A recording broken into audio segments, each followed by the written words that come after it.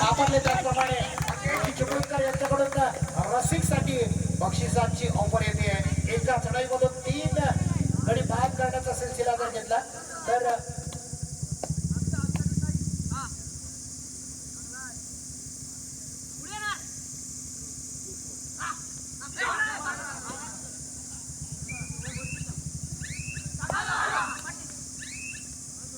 Super रेडचं दर्शन दाखवण्यासाठी मंगेशजी चिपळूणकर आणि किरण वापरले यांच्याकडून रसिकसाठी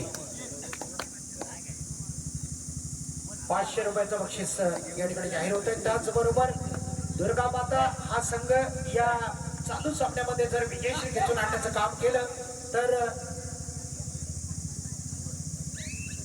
अजय भुवाड पालवण यांच्याकडून 500 रुपयाचं बक्षीस जाहीर केलं जाते। आपल्या संघाला निश्चितच या ठिकाणी उभारी देण्याच्या दृष्टीने अशा प्रकारची बक्षीस लावण्याची जाहिरात चाहत्या वर्गाकडून होत असेल। त्यापैकीच किरण दादा असतील, मंगेशजी चिपळूणकर असतील आणि एका बाजूला पाहिलं तर आदरणीय मंगेशजी भुवाड।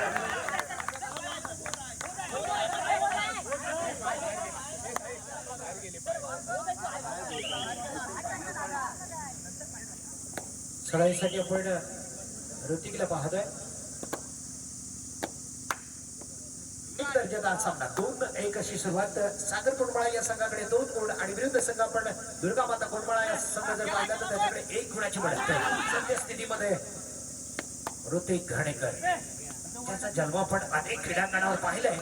निश्चितच शरीर यष्टी मजबूत तेवढंच मजबूत योगदान सुद्धा आपल्या संघासाठी देण्याचं काम ऋतिकच्या माध्यमातून होत असतं आणि इथं मात्र शुभम चढाईसाठी असणार आहे। बेस्ट निश्चित बेस्ट वर्सेस बेस्ट अशी ही लढत आपण या संघादरम्यान पाहतोय, कारण दोन्ही संघामध्ये दर्जेदार खेळाडू दरम्यान शुभम जर्सी क्रमांक 10 ला आपण पाहतोय चढाई करण्यासाठी। इथं मात्र मध्यरक्षक सागर आणि ऋतिक पण अतिशय छालाकीनं चतुराईनं बोनस खेळण्याची कला या कबड्डीमध्ये हासिल करणारा शुभम आगीकर बोनस हासिल करतोय 3rd रेड। पुन्हासाठी 3rd रेडचा इशारा। पुन्हा एक जबरदस्त उभरता शिकार आहे। निश्चितच त्याच्याकडून उत्तम खेळाचं प्रदर्शन आपण अनेक क्रीडांगणावर पाहतो। इथं मात्र आपला जलवा दाखवला आणि निश्चित उत्तम दर्जाचा पॉइंट हासिल करण्याचं काम केलं। आणि ज्या ज्या वेळेला मित्रांनो आणीबाणीची परिस्थिती असते, ज्या ज्या वेळेला पॉइंटची गरज असते, संघ उभारी करण्यासाठी तयार असतो, त्या त्या वेळेला अभिदाता सारखा अवलिया कलाकार कबड्डी क्षेत्रातला आपल्या संघासाठी धावून येतो। इथं काय घडतं बघूया।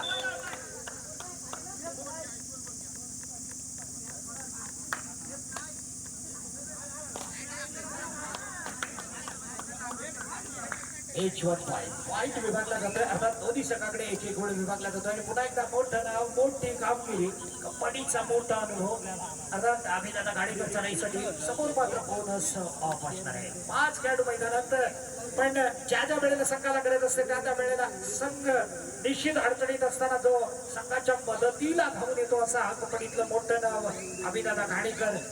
ज्या ज्या वेळेला शांत चढाई असेल, ज्या ज्या वेळेला चतुराई दाखवायची असेल, त्या त्या वेळेला संघामध्ये निश्चितच दाखल होतं।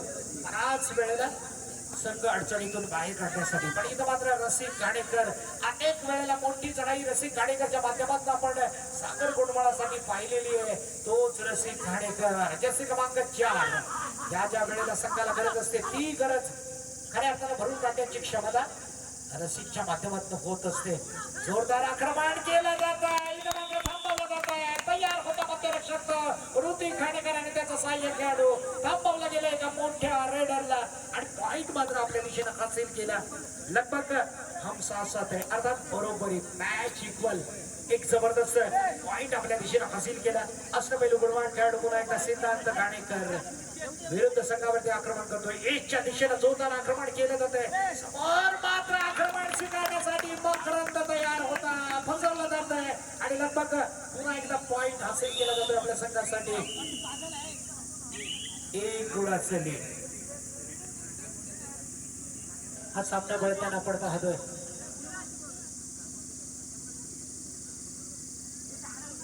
निश्चितच मित्रांनो या ठिकाणी रसिकसाठी संधी आहे, पण रसिक मला वाटतं निश्चित मैदानाच्या बाहेर आहे, ज्यांच्यासाठी मंगेश दादा चिपळूणकर आणि किरण दादा वापरलेकडून 500 रुपयाचं बक्षीस लागलंय। पण इथं मात्र यश चढाईसाठी आहे।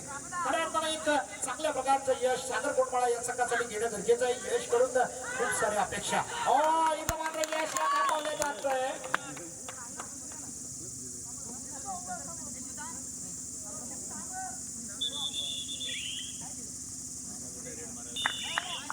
दोन गडी एक मोठी पाय दोन गड्यांसमेत आपण बऱ्याच वेळेला मित्रांनो पाहतो पॉईंट घेणं खूप कठीण असतं पण ही एक परिस्थिती असते.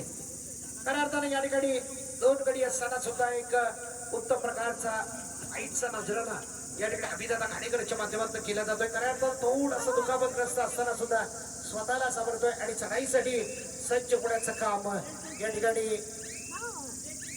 अभिदादा घाणेकरच्या माध्यमातून केले जाते. दरम्यान 4-6 अशी परिस्थिती.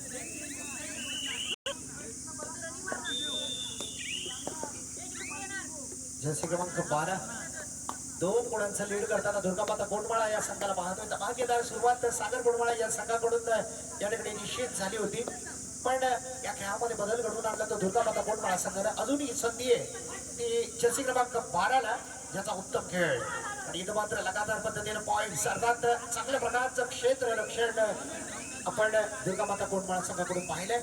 आता आक्रमण जारी करण्यासाठी सिद्धार्थ घाणेकर गेल्यानंतर वातावरण बदलण्याची तयारी मित्रांनो जोरदार अटॅक केला जातो विरुद्ध संघावरती. आक्रमण कसं असावं याचं एक उत्तम उदाहरण सिद्धांतच्या माध्यमातून केलं जात आहे.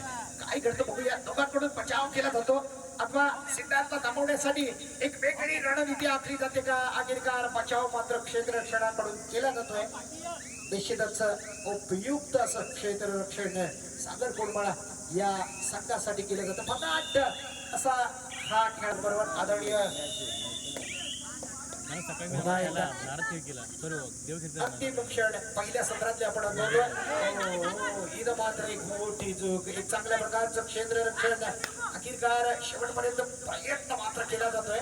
एक निकराची चूक दिली जाते आणि पुन्हा एकदा ऋतिक मध्यरक्षकाचा एक बेहतरीन टॅकल लाजवाब टॅकल थर्ड रेट आणि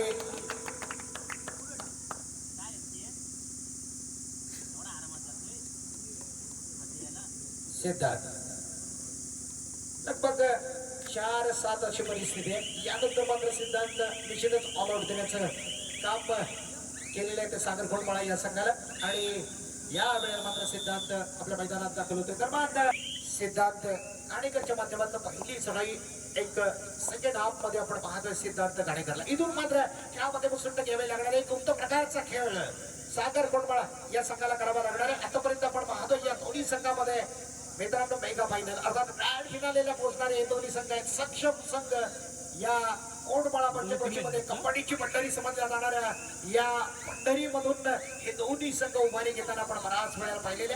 महामुकाबल्याचं दर्शन घेण्यासाठी अत्यंत रोमहर्षक लढतीमध्ये कन्वर्ट करण्यासाठी या दोन्ही संघांना आपण पाहत असतो. दरम्यान शुभम भोमणे त्याची चढाई उत्तम असते. मोठमोठ्या क्रीडांगणावर त्याला निश्चितच एक गवगवीत यश संपादन करण्यासाठी ज्याला पाठवलं जातं आणि आपल्या संघाला साजेशी कामगिरी करण्याचं काम शुभम भोमणेच्या माध्यमातून होत असतं. या खेळाची रणनीती पूर्णपणे आखली जाते. खऱ्या अर्थानं मोठ्या रेडरला थांबवलं जातं ज्याला बराच वेळ आपण मैदानाच्या बाहेर थांबवलं तर मात्र या मॅच वरची पकड या सामन्यावरती आपलं असणार वर्चस्व दाखवण्यासाठी पुन्हा एकदा दुर्गामाता कोंडमाळा या संघानं रणनीती आखलेली आहे आणि शुभम पुन्हा एकदा मैदानाच्या बाहेर 11-4 अशी परिस्थिती. इथून मात्र रसिकला मकरंदला यशला सर्वच खेळाडूंना दर्जेदार खेळाचं प्रदर्शन करावं लागणार आहे. जर या खेळामध्ये आपल्याला कमबॅक करायचं असेल निश्चित क्षमता आहे नाकारता येत नाही. सागर कोंडमाळा एक नामवंत संघ आहे. समोर मात्र आव्हान मोठं आहे पण कबड्डीमध्ये जोपर्यंत आपण उत्तम खेळ सादर करत नाही तोपर्यंत आव्हान कठीण आपल्याला वाटतं. पण इथं रसिकच्या माध्यमातून काय करतं बघूया. रेड बॅलेट करून आपल्या प्रांगणामध्ये दाखल होतोय तो रसिक घाणेकर. मुंडासाठी ड्यू ऑर डायचा बदल आतापर्यंत निश्चितच मुंडा चॅलेंज द्यायला ज्याला आवडतं आव्हान स्वीकारायला ज्याला आवडतं तोच मुंडा जर्सी क्रमांक 4 इथं मात्र खेळवलं जाते. मुंडाला निश्चितच पॉइंट घेणं बंधनकारक असताना एक उत्तम दर्जाचा क्षेत्ररक्षण आहे. काय घडतं बघूया. हो हो हो समय सूचकता दाखवलेली आहे आणि खऱ्या अर्थानं बोनस कंप्लीट केलेला आहे. याला म्हणतात शांत डोक्याने संयमी खेळ. जोपर्यंत आपल्याला टचगुड घेता येत उपस्थित आहेत त्या वेळी मनपूर्वक हार्दिक स्वागत. त्याचबरोबर आमचे मित्र अमोलदादा गोडेकर ज्यांना मोठमोठ्या सामन्यामध्ये अशा प्रकारचं सागरच्या संघाला सपोर्ट करताना आपण पाहतोय. या सर्वांचंच मित्रांनो स्वागत असणार आहे, कारण ही स्पर्धा मोठी होण्याच्या दृष्टीनं आज या ठिकाणी मोठमोठे क्रीडा रसिक या मैदानावर दाखल झाले. त्या सर्वांचंच या ठिकाणी स्वागत. दरम्यान पुन्हा एकदा आपण शुभमला पाहतोय. शुभम कडून अपेक्षा आहे संघ व्यवस्थापनला आपल्या संघासाठी निश्चितच शुभम एक आशेचा किरण आहे ज्याच्यावरती भरवसा दर्शवला जातो. पण इथं मात्र एमटी रेड्स कडून शुभम मात्र मैदानात दाखल होतोय. प्रत्युत्तर दाखल म्हणून ज्याला आपण पाहतो तो अष्टपैलू गुणवान खेळाडू दुर्गामाता कोंडमाळा संघाकडून सामना संपण्यासाठी निर्णायक सत्रामधली 4 मिनिटे बाकी असताना 4 मिनिटाचा खेळ बाकी आहे. 12-5 अशी परिस्थिती आहे. निश्चितच या परिस्थितीवर मात करण्यासाठी रसिक त्यानंतर यश असेल, मकरंद असेल किंवा शुभम असेल या मोठ्या खेळाडूंना मोठी कामगिरी करणं गरजेचं आहे. सुपर डुपर चढाईच्या माध्यमातून निश्चित आपल्या खेळामध्ये बदल करणं गरजेचं आहे. थर्ड रेड संकटमय परिस्थितीमधून रसिकला आपण बराच वेळेला मार्ग काढताना पाहिलाय. तोच मार्ग सुपर डुपर चढाईनं करणं गरजेचं आहे. इथं मात्र सिंगल पॉइंट घेऊन हासिल होतोय, दाखल होतोय आपल्या संघामध्ये आणि खऱ्या अर्थानं ऋतिकला पुन्हा एकदा आक्रमण जारी करण्यासाठी यावं लागलंय. अजूनही डबल मार्जिन आहे, अजून संधी आहे मित्रांनो, कारण 3 मिनिटं आणि 17 सेकंदाचा कालावधी शिल्लक आहे. 6 मिनिटाचा खेळ आहे, 6 गुणांचं लीड अवघ्या 3 मिनिटांमध्ये तोडून दाखवायचंय. अर्थात ऍक्सिलेटरवर पाय ठेवायला लागणार आहे. दर्जेदार दोन्ही क्षेत्रामध्ये कामगिरी सागर कोंडमाळा या संघाला करावी लागणार आहे. इथं मात्र धीम्या खेळाचं सादरीकरण सागर कोंडमाळा संघाकडून चालणार नाही. दर्जेदार खेळाचं प्रदर्शन करावं लागणार आणि ती सुरुवात रसिकच्या माध्यमातून होते का. रेड बॅलेट केली जाते, निदान रेषा पार केली जाते, टाइम आउट स्वीकारला जातोय. दुर्गा माता थर्ड रेड जर्सी क्रमांक 12 सागरला हमवलं जाते. निश्चितच बघूया काय करतो, कारण या सागरनं सुद्धा बराच वेळा मित्रांनो पाहिले आपण संकटमय परिस्थितीमधून एक मोठी चढाई करण्याचं काम काय करतो बघूया. एक उत्तम क्षेत्ररक्षणाच्या जोरावर सागरला थांबवण्याचं काम सागर कोंडमाळा या संघाकडून सागर सारख्या खेळाडूला थांबवलं जातं का. करो या मरोची परिस्थिती डू ऑर डाय. सागरला थांबवण्याचं संपूर्णपणे जबाबदारी उचलली जाते. एक चांगल्या प्रकारचा पॉइंट हासिल केला जातोय आणि इथून मात्र कमबॅक करायला हरकत नाहीये. 12-5 अशी 12-7 अशी परिस्थिती आहे. हो अजूनही शुभमचा निश्चितच उत्तम प्रयत्न. काय करतो बघूया शुभमला पुन्हा एकदा पकड.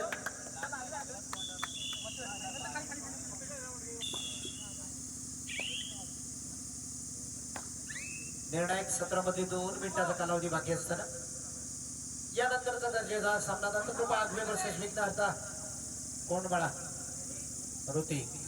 छान आज मित्रांनो आपल्या विघ्नार्था अर्थात या ठिकाणी आपण पाहिलं दुर्गामाता कोंडमाळा या संघासाठी एक चांगलं योगदान देण्याचं काम केलं टॅकलच्या माध्यमातून आणि सकाळीच्या माध्यमातून. निश्चितच संघाला एक मजबूत स्थिती देण्याचं काम केलं तोच ऋतिक घाणेकर. या वेळेला मात्र सगळीचं नाही.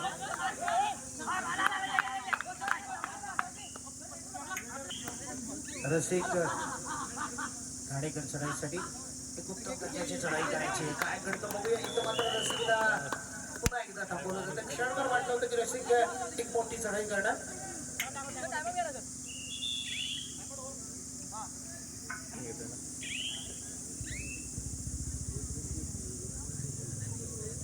लगभग 1 मिनिटाचा खेळ बाकी आहे. 14-8 अशी परिस्थिती.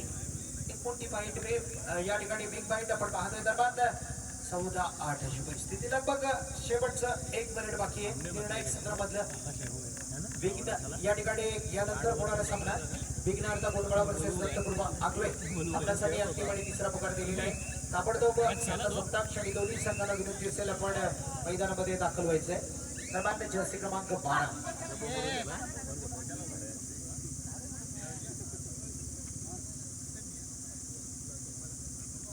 केवळ औपचारिकता बाकी आहे.